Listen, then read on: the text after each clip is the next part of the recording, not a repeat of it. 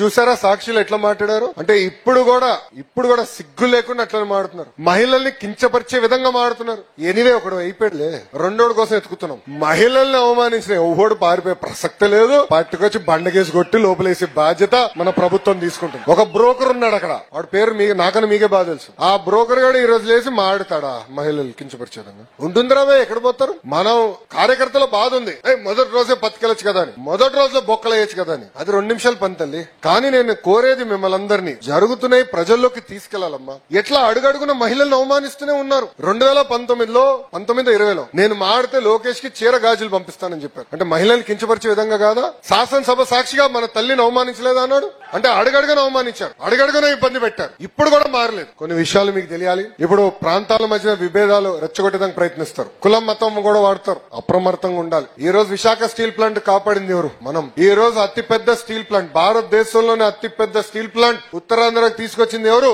మన ప్రభుత్వం. విశాఖపట్నానికి అనేక ఐటీ పరిశ్రమలు ఈ రోజు వస్తున్నాయంటే, టీసీఎస్ గానీ గూగుల్ గానీ ఎన్ని వస్తున్నాయంటే తీసుకొచ్చింది ఎవరు? మన ప్రభుత్వం. రైల్వే జోన్ ఏర్పాటు చేసింది ఎవరు? మన ప్రభుత్వం. దానికి కారణం డబుల్ ఇంజిన్ సర్కార్. కేంద్రంలో ప్రధానమంత్రి గారు, రాష్ట్రంలో బాబు గారు ఇద్దరు కలిసికట్టుగా పనిచేస్తున్నారు. రాష్ట్రాన్ని ముందుకు తీసుకెళ్తున్నారు. ఎస్, చంద్రబాబు నాయుడు గారికి అన్ని రకాలుగా అండగా నిలబడాలని బాబు గారు కోరతం లేటు ఈ రోజు ఇస్తున్నారు. మీరే ఆలోచించండి. 5 సంవత్సరాలు రైల్వే జోన్ పట్టుకొచ్చారా? విశాఖపట్నానికి వాళ్ళు ప్యాకేజ్ తీసుకొచ్చారా? విశాఖపట్నం ఒక్క ఐటీ కంపెనీ తీసుకొచ్చారా? గాల్లో తిరిగాడు.